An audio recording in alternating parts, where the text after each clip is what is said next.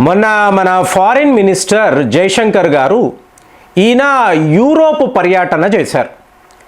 మీకు రెండు అతి ముఖ్యమైన దేశాలు లూక్సెంబర్గ్ అంటారు, అలాగే ఫ్రాన్స్. సో ఈ దేశాలకు వెళ్ళారు. వెళ్ళినప్పుడు చూడండి, మామూలుగా ఒక ప్రోటోకాల్ ఉంటుంది. ఒక దేశ అధ్యక్షుడు ఇంకొక దేశ అధ్యక్షుడు లేదా ప్రధానమంత్రి వాళ్ళనే కలుస్తారు. కానీ జయశంకర్ గారికి ఉండే ఇంపార్టెన్స్ ఎలాంటిది అంటే, ఈయన ఒక దేశానికి వస్తున్నారు అంటే వాళ్ళ అధ్యక్షుడు కూడా రెడీగా ఉంటాడు. మీరు పుతిన్ గారి విషయంలో చూడొచ్చు. అలాగే ఇప్పుడు ఫ్రాన్స్ వెళ్ళారు. ఫ్రాన్స్ వెళ్ళిన వెంటనే వాళ్ళ అధ్యక్షుడు ఇమాన్యుయల్ మ్యాక్రోన్ ఈయన జయశంకర్ గారిని కలవడానికి రెడీ అయిపోయి ఉన్నాడు. సో ఇక్కడ ఒక గమ్మత్తైన విషయం జరిగింది. మీకు మ్యాక్రోన్ ఇలాగా జయశంకర్ గారితో ఉంటూ ఒక మాట అన్నాడండి. చూడండి ఎంత అద్భుతంగా ఉందంటే, భారత్ లాంటి దేశాలను మీరు వెజల్ స్టేట్ లాగా చూడలేరు. ఈ వెజల్ స్టేట్ అనేది మీకు జియో పాలిటిక్స్లో చాలా చాలా ముఖ్యం. ఇంకా చెప్పాలంటే ఫ్రాన్స్ కూడా ఒక వెజల్ స్టేట్. అంటే అమెరికా యొక్క ఎలీస్ అన్నప్పుడు, జూనియర్ పార్ట్నర్స్ అన్నప్పుడు UK, France, Italy, Spain, Germany వీళ్ళందరూ కూడా వెజల్ స్టేట్సే. ఎవరికి వాళ్ళు సొంత నిర్ణయాలు తీసుకోలేరు. మీకు అమెరికాకు ఫోన్ చేసి వాళ్ళు ఏం చెప్తే అదే వీళ్ళు చేయగలరు. ఇక గ్రేట్ ఎగ్జాంపుల్ అంటే పాకిస్తాన్ ఒక సావరిన్ కంట్రీ అని అంటారు, డెమోక్రటిక్ కంట్రీ అని మాట్లాడతారు. కానీ అమెరికా వాడు ఏం చెబితే అదే వాళ్ళు చెయ్యాలి. ఇంకా చెప్పాలంటే మన భారత్ కూడా ఒక స్టేజ్లో అలాగే ఉండేది.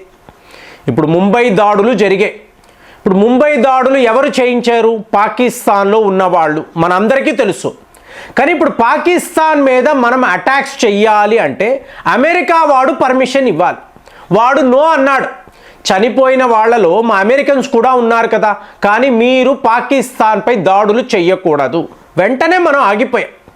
ఢిల్లీలో మీకు అమెరికాకు సంబంధించిన అధికారులే కూర్చొని ఉంటారు. వాళ్ళు ఎవరికి చెప్తారో వాళ్ళకే వీళ్ళు మినిస్ట్రీ పోస్టులు అనండి, మీకు అలాగే మీకు ఆఫీసర్స్, మీకు ఇలాగ కాంట్రాక్ట్స్ ఎవరికి ఇవ్వాలి? అమెరికా వాడు ఏం చెప్తే అదే మీరు వింటారు. ఇవాళ అలా లేదు కదా, పరిస్థితులు మారిపోయాయి. ఇదే ఇమాన్యుయల్ మ్యాక్రోన్ గారు ప్రస్తావిస్తున్నారు. భారత్ ఒక వెజల్ స్టేట్ కాదు, జయశంకర్ గారి ముందు చెప్తున్నారు. సో ఇక్కడ మీరు చూసారనుకోండి, వైమార్ ట్రయాంగిల్ అంటారండి.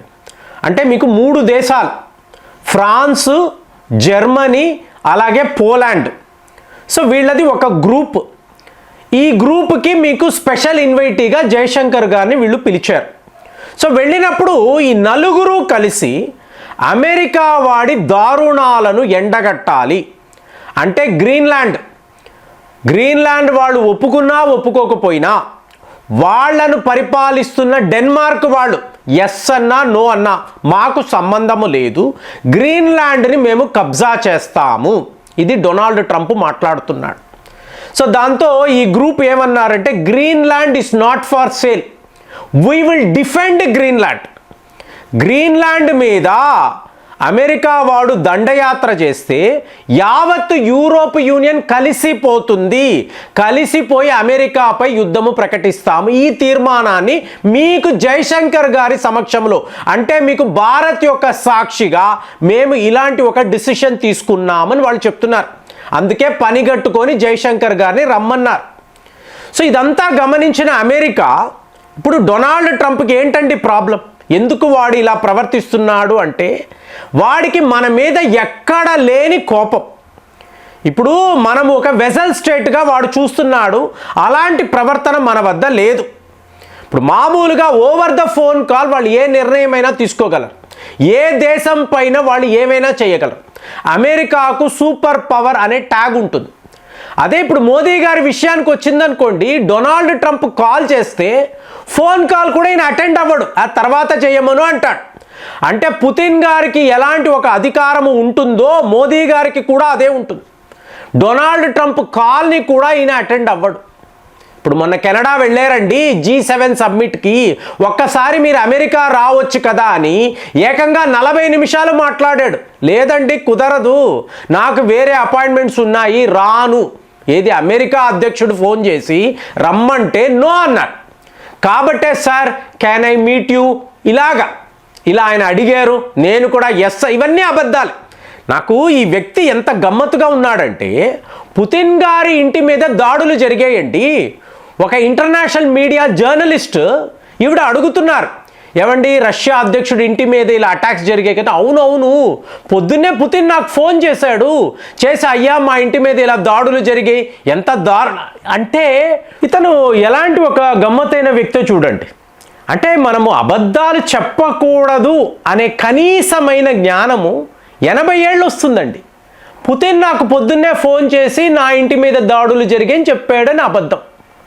సో ఇప్పుడు ఏమైంది, మీకు అమెరికాలో లా మేకర్స్ చాలా పెద్ద లెవెల్లో నువ్వు అడ్డదిడ్డంగా ప్రవర్తిస్తున్నావు, ఎవరితో ఎలా మాట్లాడాలని కూడా తెలియడం లేదు, దీని వలన మేము చాలా పెద్ద లెవెల్లో నష్టపోతున్నాం.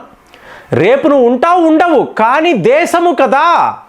సో దాంతో డొనాల్డ్ ట్రంప్ మీద ఎలాంటి ఒత్తిడి అంటే ఫైనల్గా మన దారిలోకి వచ్చాడు. ఇప్పుడు ప్యాక్స్ సిలికాన్ అంటారండి. ఇప్పుడు ప్యాక్స్ సిలికాలో భారత్ పేరు లేదు. మీరు క్రిటికల్ మినరల్స్ సిలికాన్ వ్యాలీలో మన యొక్క ఇంపార్టెన్స్, మన రోల్ ఏమిటో ప్రపంచంలో అందరికీ తెలుసు. భారతే లేని క్రిటికల్ మినరల్స్ గురించి నువ్వు మాట్లాడుతున్నావు అంటే నువ్వు ఎంత మూర్ఖుడివి. సో ఇది వీళ్ళు ఆలోచించారు. గత 6 నెలల నుంచి జరుగుతుందండి. మోదీ గారు మన వైపు నుంచి ఎటువంటి చడి చప్పుడు లేకుండా నువ్వు ఏం చేస్తావో చూద్దామురా. ఫైనల్గా ఇవాళ అమెరికా అంబాసిడర్ గోర్ అంటారు చూసారా, వీడు స్టేట్మెంట్ ఇస్తున్నాడు. సో మేము భారత్ని ప్యాక్స్ సిలికాలో ఇన్వైట్ చేస్తున్నాము, వీళ్ళు ఉండే తీరాలి అంటే ట్రంప్ గాడు దారిలోకి వచ్చాడు. ఇక్కడ మీరు చూసారనుకోండి, ఒక జపాన్, ఆస్ట్రేలియా, సౌత్ కొరియా అంటే వీళ్ళందరూ ఏంటి, చైనాకు వ్యతిరేకమైన దేశాలండి. అలాగే మీకు సింగపూర్ అనొచ్చు, మీకు యుఏఈ, వీళ్ళందరినీ కలుపుకొని మేము ఇలాగ ప్యాక్స్ సిలికా అని చెప్పి వీళ్ళు మాట్లాడుతున్నారు. ఇప్పుడు ఈ ప్యాక్స్ సిలికాలో భారత్ను పెట్టాలి అని చెప్పి చెప్తున్నారు. సరే పెట్టారు. ఈ గ్రూప్ ఏంటండి, యాంటీ చైనా గ్రూప్, అంతేనా. G7 వేరు, ఈ ప్యాక్స్ సిలికా వేరు, రెండిట్లో అమెరికా ఉంటుంది. ఇప్పుడు ఇమాన్యుయల్ మ్యాక్రోన్ ఏం చెప్తున్నారు, G7లోనూ భారత్ ఉండాలి అంటే భారత్ యొక్క రోల్ G7లో చాలా క్రిటికల్. మనల్ని ఎప్పుడు కూడా స్పెషల్ ఇన్వైటీగా పిలుస్తారు. అలాగే ప్యాక్స్ సిలికాలో మనం మెంబర్గా ఉండాలి. మనము లేకుండా ఈ సెమీ కండక్టర్స్, ఈ సాఫ్ట్వేర్, ఈ రంగం ఉండదండి. మీరు అమెరికాలో అనండి, దాని తరువాత భారత్లో ఏం జరుగుతుందో మీరు చూడండి. ఇక్కడ ఇండియా లేని చిప్పులు, సెమీ కండక్టర్స్, సాఫ్ట్వేర్, ఈ సిలికాన్ వ్యాలీ నో జరగదు. సో ఇప్పుడు మనల్ని చేర్చుకోవాలి అనుకున్నారు. Okay fine. అంటే వాడు చెప్పాడు, వాడు వద్దు అన్నాడు కాబట్టి మనము లేము, వాడు ఎస్ అన్నాడు కాబట్టి మనము ఉన్నాము. అలాగే కదా ఉంది. అంటే మనము ఒక వెజల్ స్టేట్ అని చెప్పి ఎవరైనా అనుకుంటారా? మీకు ఇమాన్యుయల్ మ్యాక్రోన్ ఏం మాట్లాడాడండి ఇప్పుడు చూడండి. వీళ్ళు మనం ఎస్ అని అన్నారు, ఇంతలోనే చైనా నుంచి ఒక డెలిగేషన్, అంటే G7 అనండి, ఈ ప్యాక్స్ సిలికా అనండి, చైనాకు వ్యతిరేకమైన గ్రూపు, అందులో భారత్ ఉంది. ఇదేగా వీళ్ళు చెప్తున్నారు, ఈ ప్రచారమే కదా వాళ్ళు చేశారు. కానీ ఏమైంది, చైనా నుంచి ఒక డెలిగేషన్ ఇక్కడికి వచ్చి భారత్తో మేము ట్రేడ్ ఒప్పందాలు పెట్టుకోవాలనుకుంటున్నాము, కాబట్టి బీజేపీ పార్టీకి సంబంధించిన ఈ బాసులు, లీడర్స్, వీళ్ళని కలుస్తాము. సో మా మధ్య ఉండే ఈ మిస్అండర్స్టాండింగ్ ఏదున్నా, అంటే ఈ తేడాలు ఏమున్నా వాటిని క్లియర్ చేసుకుంటాము, మళ్ళీ ఎప్పటిలాగే ఒక న్యూ నార్మల్ని చూడాలని అనుకుంటున్నాము. ఇది వాళ్ళు మాట్లాడుతున్నారు. చైనాకు వ్యతిరేకమైన గ్రూపులో మనము ఉన్నా అదే చైనాతో వ్యాపారం చెయ్యాలి, మళ్ళీ వాళ్ళని కలుపుకోవాలి. ఇలాంటి ఒక నిర్ణయం నాకు తెలిసి ఒక్క భారత్ మాత్రమే తీసుకోగలదు. ఇమాన్యుయల్ మ్యాక్రోన్ మాట్లాడిన వెజల్ స్టేట్ మనము కాదు అనడానికి దీనికి మించిన ఆధారం. అమెరికా వాడిచ్చిన ప్రపోజల్ ఎస్ అన్నాము, అదే టైంలో చైనా వాడితో ఇక్కడ ఢిల్లీలో మనం నెగోషియేట్ చేస్తున్నాము అంటే భారత్ యొక్క సావెనిటీ ఏంటి, మన యొక్క ఇండిపెండెంట్ పాలసీ ఏమిటి, ఎవడి ముందు కూడా తల వంచని తీరు మీరు గమనించారో అనుకోండి, అద్భుతంగా అనిపిస్తుంది. సో దీనినే మ్యాక్రోన్ చెప్పాడా? నాకైతే అదే అనిపించింది. మరి మీరేం ఆలోచిస్తున్నారు? కామెంట్స్లో రాయండి. మళ్ళీ వచ్చే వీడియోలో కలుద్దాం. జై హింద్.